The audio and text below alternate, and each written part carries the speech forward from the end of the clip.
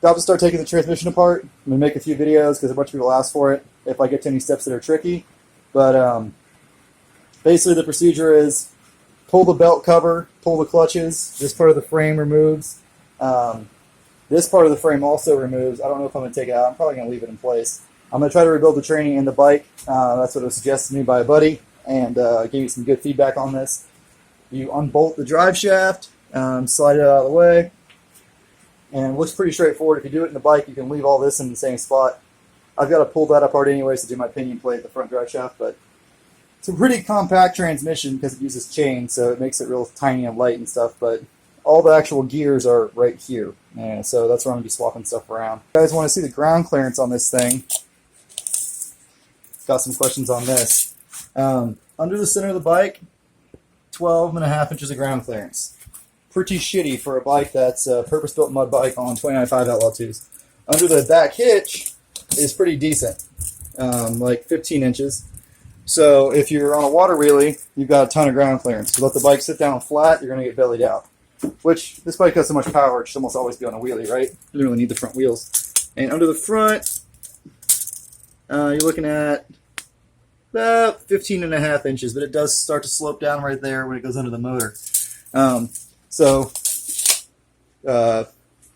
15, 12 is the ground clearance. So these bikes, as you've seen in a lot of YouTube videos, they're really great going down the rut, and then once they try to climb out of the hole, they get bellied out. I'm going to fix that. Lift kit will be in tomorrow. I'm just doing a 2-inch bracket lift for now, and then I'm going to do the raked arms when the 34-inch Moto Bosses come in. But yep, so I'll try to make a video doing some transmission stuff and answer some questions. Oh, I also reversed the polarity on my fans. I know this is a bad idea. That's why I did it temporarily with wire nuts. If it overheats, I'll switch them back on the trail.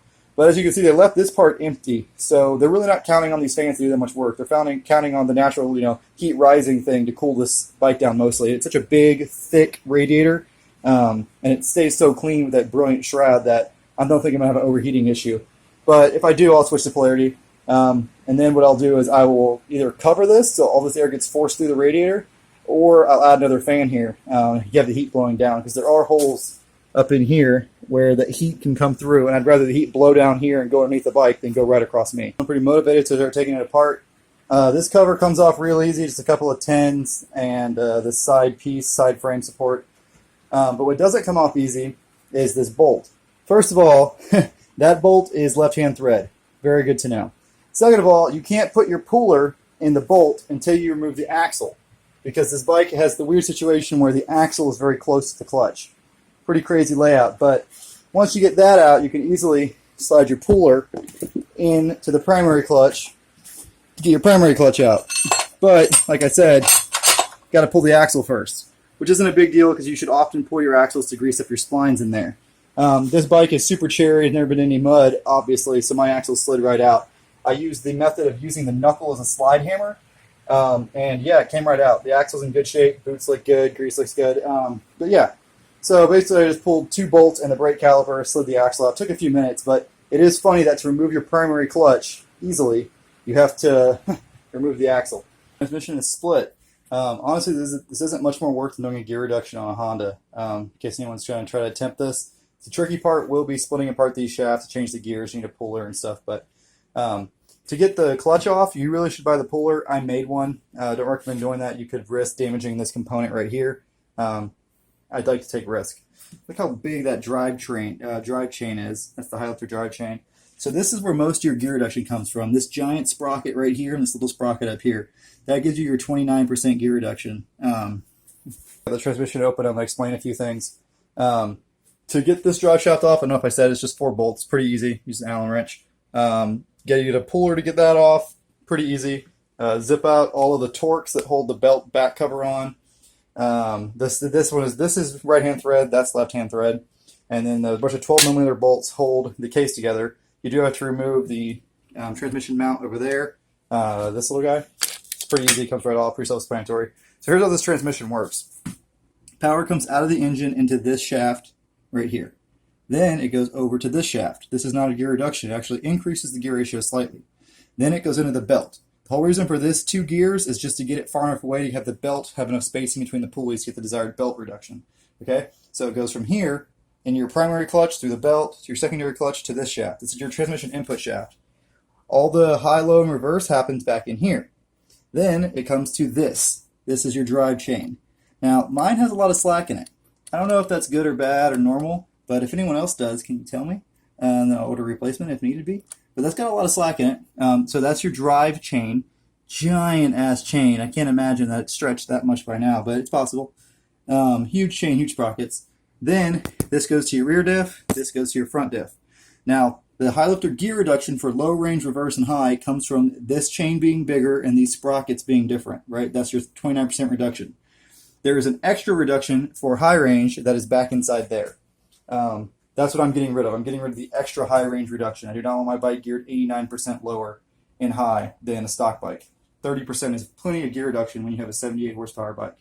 I'm going to 34-inch tires, and on a 34-inch tire, a 30% gear reduction gives you about the same gear ratio as a stock bike on 25-inch tires. So it should be very nice. I'm trying to think if there's anything else that was tricky to get all this apart. Obviously, my transmission is pretty clean. Gear oil is a little dirty, but it wasn't milky, which is my main concern. I'm going to change all of these seals just because I'm paranoid. But yeah, overall, it looks pretty good in here. There's a shaft for your parking, Paul. Yeah, so I do have a manual. I haven't looked at it yet. If I had, I would have known this was a reverse thread, and that could have saved me some time. But pretty simple, really, and easy to work on. There's a good amount of room in here. Yeah, no huge complaints, other than the fact that you have to pull the axle to pull the primary clutch. But as long as your axle's not stuck, it's not that big of a deal. But pretty nice bike to work on. If you really want to do this nice, you could, I should have used my tie point and winched the back of the bike up real high. That would have kept everything from in there, but when I took the cover off, nothing slid out anyways. So I think it's fine. But it could have made this easier by getting the bike up higher with me bending over as much. So time to take everything apart, and hopefully the parts will come in tomorrow. So forgot to give a shout out to Marty Krotz. He's been helping me out a ton, giving me a bunch of information on this. I think a lot of the slack that I have in the belt is just because this thing isn't being supported right now. But yeah, Marty, what do you think about that? You think I need to replace that chain? You got the transmission all apart. There's your little tiny reverse chain. You can replace the razor one. Here's your input shaft. I've already got this gear off of it. This is the high range drive gear. That's getting replaced with a bigger gear, which is going to give me more top speed, but it's not going to affect the low range. I have to disassemble the secondary shaft, but in order to do that, I need my bearing splitter, which I don't have out here, to pull that top bearing off and the bottom bearing, and then you can take all that off. And I'm actually replacing that whole shaft because the driven gear for the low range is part of the shaft, so that's the $150 part. So it's like $200 to get yourself, 60% more top speed. Figure it's worth it. What's the point of having a really powerful bike that's also slow? That's just dumb. But I know why they did it. They did it because they want people to burn belts. They know most people that buy purpose-built mud bikes are idiots. All right, that's not fair, most. But a lot of people that buy purpose-built mud bikes go out there the first ride and don't ever put it in low range. And they don't want people to do that, have a bad experience, to complain about it. So in order to keep people from being dissatisfied, they put really low gears in high range. So, yep. The only thing I might also have to order, I'm thinking, is I might have to order the drive chain. All the bearings look good. All that stuff looks good. The roller bearings on there look awesome. Checked all that. So looking pretty good. Just got to start, just got to get the bearing splitter, and then hopefully all the parts will start coming in. It's Krispies. Oh, yeah. All right, guys, so I got the bracket lift on there. Pretty simple. If you go buy the eBay one, you do have to trim down the spacer. It's a little too wide. No big deal. Did the front billet pinion plate. Pretty easy. An air hammer is an absolute must to knock out the pin on the U-joint. But other than that, it's pretty straightforward. I put a little bit of Ultra Gray on there because, yeah. The screws can be, the factory screws can be pretty tight. So make sure you get on there good and square with a good Torx tip, or you might strip them out. While I was down there, I noticed that Polaris has done something goofy with the gas tank breather. They have this piece hanging down with a one-way valve on it, and they have this piece going up with a one-way valve on it. The reason they do that is so if your gas tank overflows, it'll come out of this. This was hanging down here by the diff. And then that way you can breathe through here, but if anything comes out, the gas will drip down there, so you don't get gas spraying on the rider. Honda does a similar thing, so does Can-Am. Everyone's paranoid about gas getting on the rider, gas getting on the exhaust, right? I think this is real stupid because once enough mud gets in this little one-way valve, it's going to stop working. And there are situations where it might suck water up this into your gas tank. You think that's not very likely, but that's a giant volume, and when that air contracts, it's a pretty powerful suction. So if mud were to get into both of these or something, that's what could happen. So I'm going to delete that, and the side effect of that might be I'll have a little bit of gas up here. I'm not real worried about it. But that's one thing you got to do on a lot of these bikes. If you're going to do a lot of deep water riding, is fix the gas tank breather system. We got the 2-inch spacer lift on, basically just a bracket lift. There is a 3-inch available. I wouldn't recommend it because if you put high lifter front or player's front axles at too much of an angle, you can cause premature wear on the diff because of the way the diff works. The Hillard's kind of sensitive, but yeah. So that's as much angles I want to go. Probably have to run Cobras at some point, especially with 34s.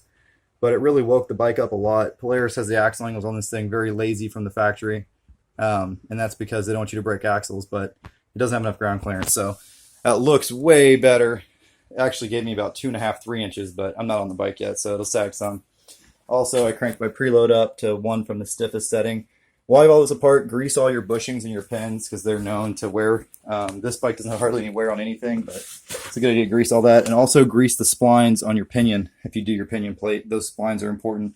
This has a grease hook on it to grease those splines, but you have no way to grease the front part.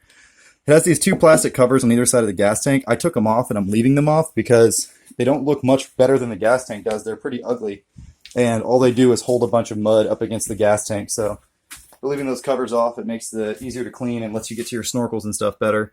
But yep, coming along. Soundbar that came on my 850, it's a Rage. It's got LEDs and speakers and all kinds of stupid stuff.